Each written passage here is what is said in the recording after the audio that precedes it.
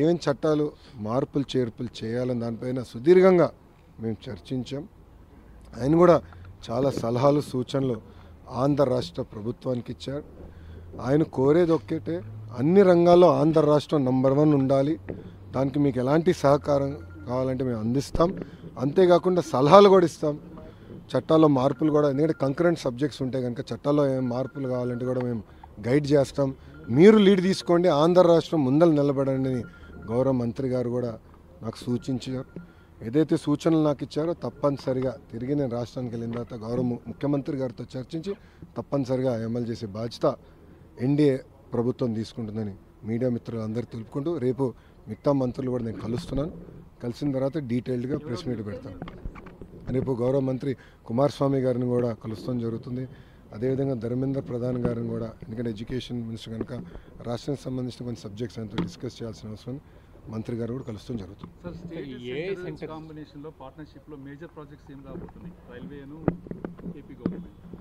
రైల్వేకి సంబంధించి ఆల్రెడీ బడ్జెట్లో చాలా స్పష్టంగా కేటాయింపులు చేశారు. చాలా స్పష్టంగా కేటాయింపులు జరిగినాయి. ఇప్పుడు ప్రాజెక్ట్స్కి వచ్చేగల ఐటీ ఎలక్ట్రానిక్స్ రంగానికి వచ్చేగల పెద్ద ఎత్తున ప్రైవేట్ సెక్టర్ పెట్టుబడులు పెడుతున్నాయి. అవన్నీ ఆంధ్ర రాష్ట్రానికి తీసుకురావాలంటే ఎలాంటి వాతావరణం ఏర్పాటు చేయాలి, అదేవిధంగా కేంద్ర ప్రభుత్వంలో కొన్ని చట్టాలని సవరణ చేయాలని నేను కోరాను. ఇప్పుడు డేటా సిటీ వచ్చేగల ప్రపంచవ్యాప్తంగా ప్రతి సంవత్సరం $300 బిలియన్ ఇన్వెస్ట్ చేస్తున్నారు ఈ సెక్టర్లో.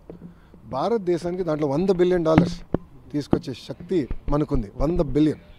దాంట్లో ఆఫ్కోర్స్ నా స్వార్థం ఉంటుంది, ఆంధ్ర రాష్ట్రానికి ఎక్కువ శాతం రావాలని స్వార్థం అయితే నాకు ఉంటుంది. కానీ దేశానికి 100 బిలియన్ తీసుకురావాలంటే ఎలాంటి సవరణలు చేయాలనే దానిపైన నేను గౌరవ మంత్రి గారికి నేను సూచించాను. ఆయన సలహాలు కూడా తీసుకున్నాను. నేను అడిగిన దానిపైన చాలా ఓపెన్గా అందరు మంత్రులు కూడా ఉన్నప్పుడు చాలా మంచిగా డిబేట్ చేశాం. ఏం చేస్తే బాగుంటుందని కూడా ఆయన కూడా సలహాలు ఇచ్చారు. తిరిగి వెళ్ళిన తర్వాత కొన్ని కంకరెంట్ సబ్జెక్ట్స్లో కొన్ని మార్పులు చేర్పులు స్పీడ్ ఆఫ్ డూయింగ్ బిజినెస్ చేసేదానికి ఆయన కూడా సలహాలు ఇస్తాం జరిగింది. ఐటీలో మనం సర్వీసెస్ సెక్టర్లోనే ఎక్కువగా ఉన్నాం. ప్రొడక్ట్ మ్యానుఫ్యాక్చరింగ్, ఐటీ ప్రొడక్ట్స్ తయారు చేయడంలో దాని మీద నో మీరు చూస్తే ఇన్ఫ్యాక్ట్ సర్వీసెస్లో మనం నంబర్ 1లో ఉన్నాం. ప్రోడక్ట్స్ కూడా ఇప్పుడు వస్తున్నాయి భారతదేశం. దానికి ఒక అద్భుతమైన ఎగ్జాంపుల్ జోహో. నేను మంత్రి ఉన్నప్పుడు జోహోని తిరుపతికి తీసుకొచ్చా. ఒక అద్భుతమైన ఎగ్జాంపుల్ అది. అట్లా అనేక కంపెనీలు కూడా ఇప్పుడు ముందరికి వస్తున్నాయి. మోడీ గారి నాయకత్వంలో ఈరోజు చూస్తే స్టార్టప్స్లో కూడా పెద్ద ఎత్తున భారతదేశం ముందరికి వెళ్ళింది. దాంట్లో భాగంగా రతన్ టాటా ఇన్నోవేషన్ హబ్ చంద్రబాబు నాయుడు గారు ఇప్పటికీ చాలా స్పష్టంగా హామీ ఇస్తాం జరిగింది. ఈ బడ్జెట్లో కేటాయింపులు చేస్తారు. వచ్చే సంవత్సరం అది కూడా అమలు చేస్తాం.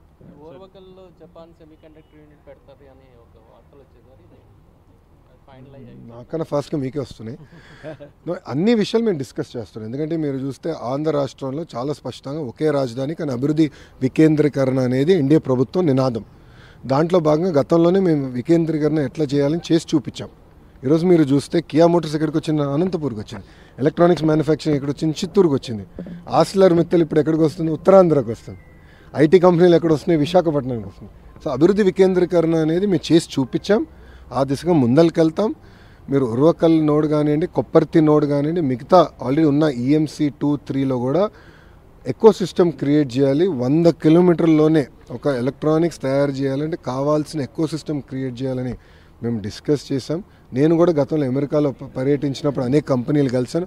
వాళ్ళ ఫీడ్బ్యాక్ ఏంటో కూడా గౌరవ మంత్రి గారికి నేను చెప్తాం జరిగింది. మేము అవన్నీ డిస్కస్ చేసుకున్నాం. గౌరవ మంత్రి గారు కూడా త్వరలో విశాఖపట్నానికి, అదేవిధంగా మన తిరుపతికి వచ్చి మన గతంలో తెలుగుదేశం పార్టీ అధికారంలో ఉన్నప్పుడు ఎలా చేసాం, ఏం చేసాం అని ఆయన స్వయంగా చూడాలని కూడా కోరటం జరిగింది. త్వరలో ఆంధ్ర రాష్ట్రానికి మంత్రి గారు కూడా వస్తారు.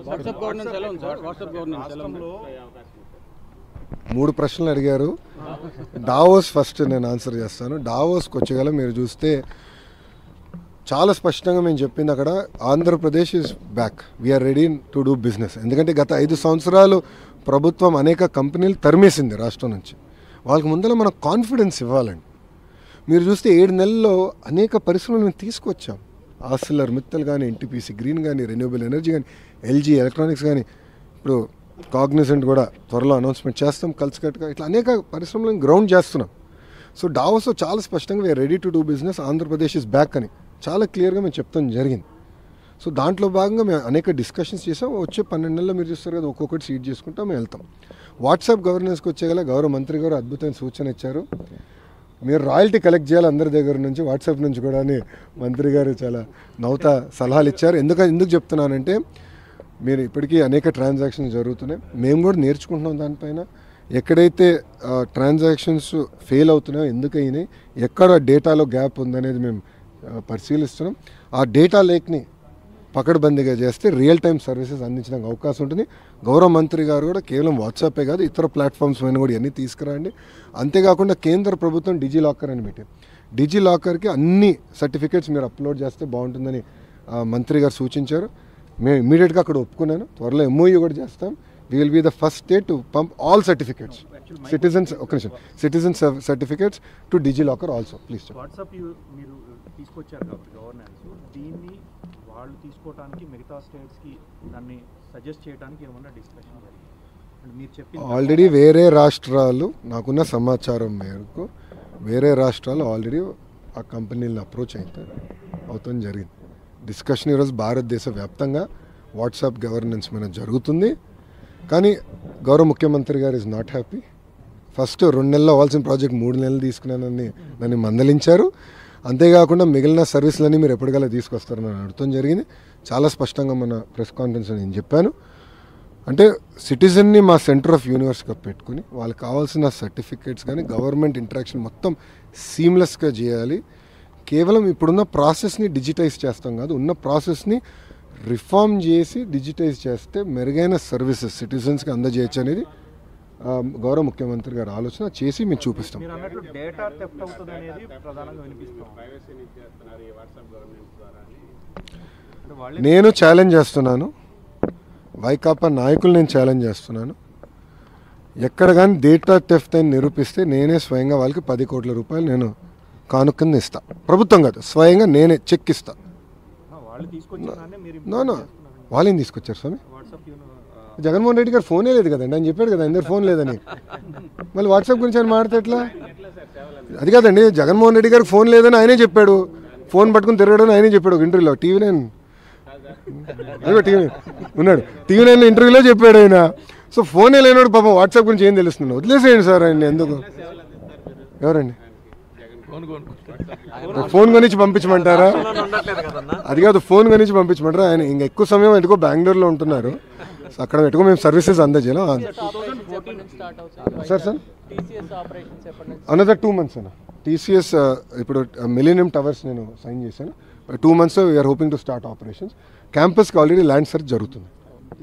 ఓకే. 2014 to 19లో మీ గవర్నమెంట్ ఉన్నప్పుడే డేటా థెఫ్ట్ జరిగింది, హైదరాబాద్ కేంద్రంగా అనేక చేశారు అని చెప్పేసి వాళ్ళే ఆరోపించారు. ఇప్పుడు మళ్ళీ సేమ్ అదే ఆరోపణలతోటి అవునండి. మళ్ళీ అధికారంలో ఉన్న 5 సంవత్సరాలు ఎందుకు నిరూపించలేకపోయారు? అధికారంలో వాళ్ళు ఉండే పనికిమాల కేసులను పెట్టారు. చంద్రబాబు నాయుడు గారిని 53 రోజులు జ్యుడిషియల్ రిమాండ్కి దొంగ కేసు మీద పంపించారు. మళ్ళీ డేటా థెఫ్ట్గా ఆనాడు నేను IT శాఖ మంత్రిగా చేస్తుంటే నిరూపించి ఉండాలి కదా. ఊరుకున్నారా? తప్పు చేయని వ్యక్తిని తీసుకెళ్ళి జైల్లో పెట్టారు.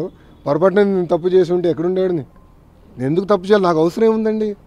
నాకు ప్రజల డేటా నాకెందుకు అవసరం అండి? మాకు కావాల్సింది ఓటర్ లిస్టు, అది పబ్లిక్ డాక్యుమెంటు. మాకు కావాల్సింది ఓట్లు. ఈరోజు తెలుగుదేశం పార్టీ సిస్టమ్ మొత్తం ఓటర్ లిస్ట్ మీద డిపెండ్ అయి ఉంది. సింపుల్. మీరు కూడా సభ్యత్వం తీసుకొని మీకు అర్థమవుతుంది మా సిస్టమ్. AI గురించి ముందు మాట్లాడారు. గవర్నమెంట్ ఆఫ్ ఇండియా యూనియన్ బడ్జెట్లో AI సెంటర్స్ గురించి ప్రతిపాదించినట్టుంది కదా, అందులో ఏదైనా ఏపీకి తీసుకొచ్చే చాలా ట్రిక్ క్వశ్చన్ అడుగుతున్నాను. నేను మంత్రి గారికి గౌరవ ముఖ్యమంత్రి గారే లెటర్ రాశారు.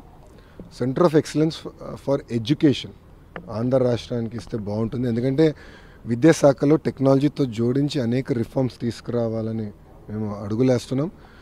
క్లిక్కర్ టెక్నాలజీ కానివ్వండి, AI తీసుకొచ్చి ప్రిస్క్రిప్టివ్ హోంవర్క్ కానివ్వండి, ప్రతి విద్యార్థికి AI ట్యూటర్ ఇంటికి వెళ్ళిన అందించాలనేది ఎన్డీఏ ప్రభుత్వం లక్ష్యం.